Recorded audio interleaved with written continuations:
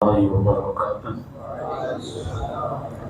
الحمد لله رب العالمين والصلاة والسلام على سيد الأنبياء والمرسلين وعلى آله وأصحابه أجمعين، أما بعد، فأعوذ بالله من الشيطان الرجيم. بسم الله الرحمن الرحيم. ورحمتي وسعت كل شيء. صدق الله العلي العظيم وصدق رسوله النبي الكريم. بآواز بلند پڑھے الصلاۃ والسلام علیک یا رسول اللہ، الصلاۃ والسلام علیک یا حبیب اللہ، الصلاۃ والسلام علیک یا نبی اللہ، وعلی آلک واصحابک یا نور اللہ، صلی اللہ تعالی علیہ وسلم۔ اللہ رب العزت کا شکر ہے کہ اس رب نے ہمیں نماز تراویح میں مکمل قرآن سننے کی سعادت عطا فرمائی۔ اللہ اس کی برکتوں سے ہمیں اور ہماری نسلوں کو مالا مال فرمائے۔ لمبی گفتگو کرنی نہیں، بس 10-12 منٹ کچھ ضروری باتیں آپ کی خدمت میں عرض کرنا چاہتا ہوں۔ دوستان محترم، ہم میں سے ہر شخص چاہے چھوٹا ہو یا بڑا ہو، مرد ہو یا عورت ہو، ہر کوئی اللہ کی رحمت کو طلب کر رہا ہے۔ ملک کے حالات کو دیکھیں یا کاروبار کی مندی کو دیکھیں، مہنگائی کو دیکھیں یا تعلیم کو دیکھیں، اولاد کو دیکھیں یا اپنی زندگی کے کئی معاملات کو دیکھیں، تو ہر شخص ہر طرف اللہ کی رحمت ہی کو طلب کر رہا ہے۔ اور اللہ ہمارا رب ہے، وہ رحمان بھی ہیں اور رحیم بھی ہیں۔ اس رب کی رحمتیں کتنی زیادہ ہے، اللہ کے رسول صلی اللہ تعالی علیہ وسلم ارشاد فرماتے ہیں، لما قضى اللہ الخلق كتب کتابا فهو عنده فوق عرشه، کہ اللہ رب العزت نے جب مخلوق پیدا کرنے کا ارادہ فرمایا، کتب کتابا، تو فرشتوں کو لوح محفوظ میں لکھنے کا حکم عطا فرمایا، اور وہ لوح محفوظ اللہ کی بارگاہ میں ہے، اور اس لوح محفوظ کا مقام اور مرتبہ عرش سے زیادہ ہے۔ اس لوح محفوظ میں جب اللہ رب العزت نے لکھنے کا حکم دیا تو اللہ نے یہ لکھوایا ہے اس لوح محفوظ میں، ان رحمتی سبقت غضبی، کہ لوح محفوظ میں مخلوق کو پیدا کرنے سے پہلے ہی اے فرشتو یہ لکھ دو کہ میری رحمت میرے غضب سے زیادہ ہے۔ اللہ کی رحمت کے آثار آپ دیکھیں اور اللہ کے غضب اور ناراضگی کے آثار آپ دیکھیں تو آپ کو اللہ کی رحمت کے آثار زیادہ نظر آئیں گے۔ ایک بچہ ماں کے پیٹ میں 4 مہینے کا ہوتا ہے، اللہ رب العزت کی یہ رحمت ہی تو ہے کہ وہاں بھی وہ غذا عطا فرماتا ہے، وہاں بھی اس کو اللہ رب العزت سانس کی قوت عطا فرماتا ہے، اور پھر جیسے ہی وہ بچہ پیدا ہوتا ہے فوراً اللہ ماں کے سینے میں دودھ پیدا فرما دیتا ہے۔ چونکہ ابھی اس کے ہضم کی طاقت اتنی زیادہ نہیں ہے کہ یہ روٹی اور بوٹی کھا سکے، اس کا معدہ اور اس کا پیٹ اور اس کا نظام ہضم یہ بہت زیادہ کمزور اور نازک ہیں۔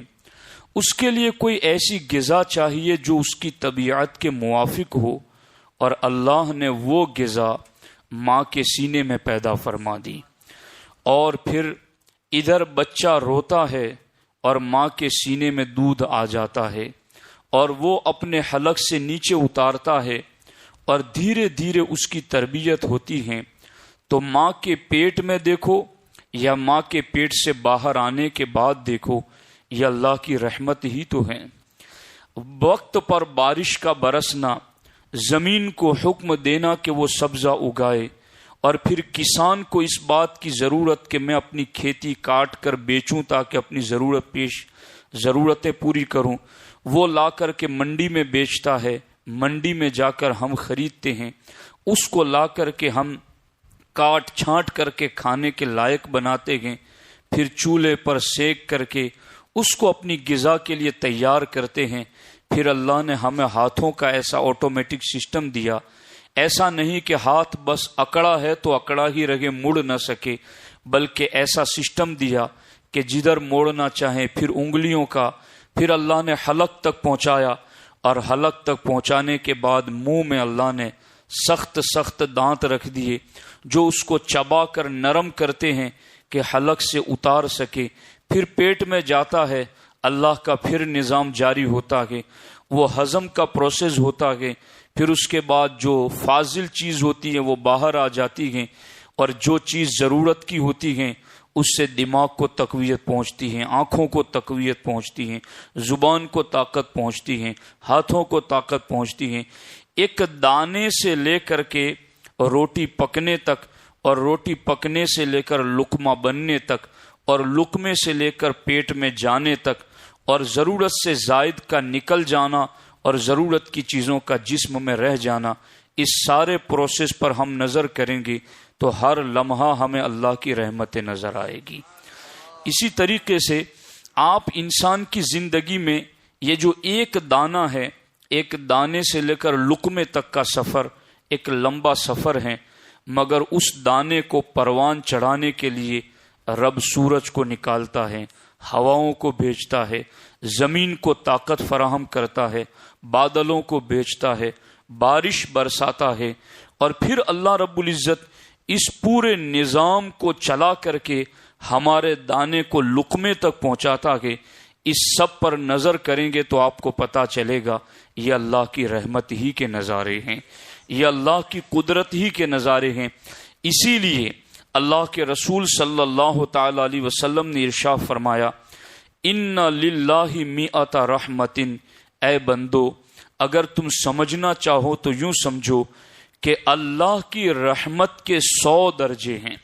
یہ جو 100 کی گنتی بتائی ہیں یہ حد بندی کے لیے نہیں بلکہ کثرت کے لیے۔ جس طریقے سے کوئی کسی کو کچھ کہنا چاہتا ہے، اگر کسی کو مارا ہے تو مار کی کثرت بتانے کے لیے کہتا ہے میں نے اس کو اتنا مارا کہ دھول چٹا دی، حالانکہ دھول تو اس کو نہیں چٹائی، لیکن مار کی کثرت بیان کرنے کے لیے۔ یوں ہی اللہ رب العزت نے یہاں جو رحمتوں کو بیان کیا ہے کہ اللہ کی رحمت کے 100 درجے ہیں۔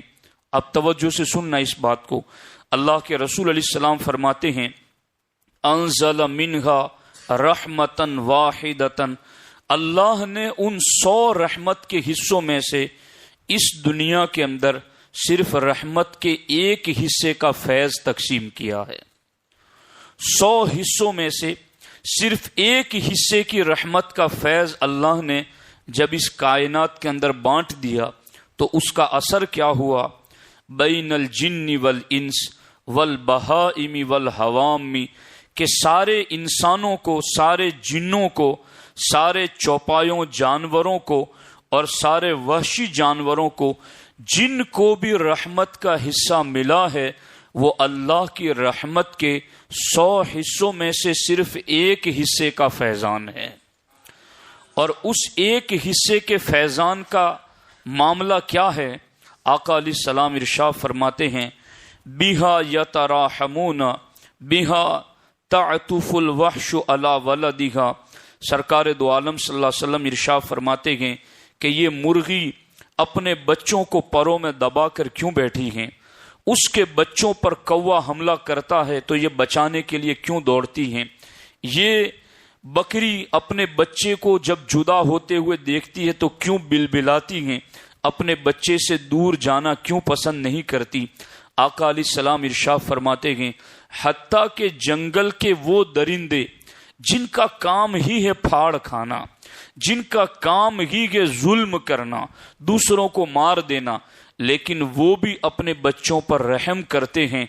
सरकार फरमाते हैं, ये सारी कायनात इंसानों से लेकर जंगली दरिंदों तक सारे अपने बच्चों पर और आपस में जो रहम और मेहरबानी करते हैं, ये अल्लाह की 100 रहमत के हिस्सों में से सिर्फ एक हिस्से का फैज है कि जो अल्लाह रब्बुल इज्जत ने अता फरमा दिया तो दरिंदे भी अपने बच्चों से प्यार करने लगे। अब हमारे आका अलैहिस्सलाम इरशाद फरमाते हैं, अख़रल्लाहु 99 रहमतन यरहमु बिहा इबादहु यौमल क़ियामा। वो जो 99 रहमत के हिस्से बच गए हैं, सरकार इरशाद फरमाते अल्लाह कयामत के दिन और 99 रहमतों के साथ दीगर एक रहमत को मिलाकर कंप्लीट 100 रहमतों का फैजान अल्लाह कयामत के दिन ईमान वालों को अता फरमाएगा। आप गौर फरमाएं कि ईमान वालों को अल्लाह कयामत के दिन अपनी 100 के 100 रहमतों का फैजान अता करेगा। तो फिर हमें ईमान की हिफाजत की कितनी फिक्र करनी चाहिए। इस सिलसिले में कि आज हर शख्स रहमत का तलबगार है कि वो जो रहमत इतनी ज्यादा है अल्लाह की, चूंकि अब ये जो एक रहमत का फैजान है ना, आगे वही बढ़ती है तो वो करोड़ों और अनगिनत तादाद में है जिसको हम गिन नहीं सकते। बाज़ाब्ता आप हरम के सिलसिले में हदीस पाक में पढ़ेंगे तो हदीस पाक में इरशाद हुआ है कि रोजाना काबे मुअज़्ज़मा पर 120 रहमतें बरसती हैं। वो उसी एक रहमत का फैजान। जिस तरह से अल्लाह की मखलूक में एक इंसान है, एक जानवर है, तो इंसानों के करोड़ों अफराद हैं, इस तरह से वो 100 रहमतों में से एक रहमत का जो फैज है वो भी करोड़ों की तादाद में है। और उसमें से रोजाना हरम में खाने काबा पर 120 रहमतें बरसती हैं। 60 रहमतें तो अल्लाह सिर्फ तवाफ करने वालों को अता फरमाता है और 40 रहमतें वहां नमाज पढ़ने वालों को अता फरमाता है और 20 रहमतें ऐसी हैं कि वो सिर्फ काबे को देखने वालों को रब अता फरमाता है। वो न तवाफ कर रहा है न नमाज पढ़ रहा है, बल्कि वो सुकून से काबे को देख रहा है। रब फरमाता है मैं उसे भी 20 रहमतें अता कर देता हूं। तो आप गौर फरमाएं कि अल्लाह की रहमतें कितनी ज्यादा है। और फिर ये जो शब कद्र है, अल्लाहु अकबर, तनज़्ज़लुल मलाइकतु वर्रूहु फीहा, रहमतें लेकर रूहुल अमीन आ जाते हैं। और हदीस पाक का मफहूम है, जो खड़ा होता है इबादत में जिब्रील उसे भी सलाम करते हैं, जो रुकू में होता है जिब्रील उसे भी सलाम करते हैं, जो सजदे में होता है जिब्रील उसे भी सलाम करते हैं, और जो सुबहान अल्लाह कहता है जिब्रील उसे भी सलाम कहते हैं। जिसको जिक्र इलाही में इबादत में मसरूफ देखते हैं तो जिब्रील अमीन उसको सलाम भी करते हैं, उससे मुसाफा भी करते हैं। हदीस पाक की शरह का मफहूम यह है, हमें कैसे पता चले कि हमें जिब्रील ने सलाम किया, हमें कैसे पता चले कि जिब्रील ने हमसे मुसाफा किया। तो अहादीस की शरह में मुफस्सिरीन और शारिहीन हदीस लिखते हैं कि अगर तुम्हारा दिल नरम पड़ के अल्लाह की रहमत की तरफ मुतवज्जे हो जाए, आंखों में आंसू आ जाए, समझ जाओ जिब्रील का सलाम पहुंच चुका है, समझ जाओ तुम जिब्रील की नजर में आ चुके हो। तो ये बड़ी खैर वाली रहमत वाली रात है। तो एक तो अल्लाह की उस रहमत का फैज शब कद्र भी है, जिसकी फिर अनगिनत रहमतें हैं। तो उसमें हमें ज्यादा से ज्यादा इबादत करनी है, अपने मरहूमों की बख्शिश का सवाल करना है। खास ये चीज है, अपने वालिदैन जो मरहूम हो गए, अपने अहले ईमान रिश्तेदार जो दुनिया से रुखसत हो गए। आम दिनों में तो लोगों को कहाँ याद आते हैं, हालांकि याद रखना चाहिए, लेकिन चलो कभी न याद रख सको, आज की रात तो याद कर लो। जबकि इन रातों में उन मुर्दों की रूहें भी हमारी तरफ तकती हैं, हमारी तरफ नजर उठाकर देखती हैं। है कोई जो हमें कुछ पढ़ करके उसका तोहफा भेजे, है कोई जो कुछ जिक्र करके हमें तोहफा भेजे। تو آج کی بخشش کی رات میں اپنے مرحومین کو ہرگز نہ بھولیں، ہو سکے تو ان کی قبروں پر پہنچے، وہاں جا کر ان کے لیے اوراد و وظائف پڑھے، کہیں بھی بیٹھیں ان کی بارگاہ میں ان کی روحوں کو ایصال ثواب کریں، تو اللہ کی رحمتوں کو ڈھونڈتے رہے کہ بس اللہ کی رحمتیں کیسے مل جائے۔ اب میں بس آپ کو ایک بات عرض کر کے گفتگو ختم کرتا ہوں کہ اللہ کی رحمتیں اتنی زیادہ ہیں، ملے گی کیسے اور ملیں گی کنہیں؟ تو اللہ رب العزت نے قرآن مجید میں اس پر بہت زیادہ آیتیں ذکر کی ہیں کہ کن کن ذریعوں سے رب رحمت عطا فرماتا ہے۔ اللہ رب العزت نے ارشاد فرمایا فَسَأَكْتُبُهَا لِلَّذِينَ يَتَّقُونَ وَيُؤْتُونَ الزَّكَاةَ۔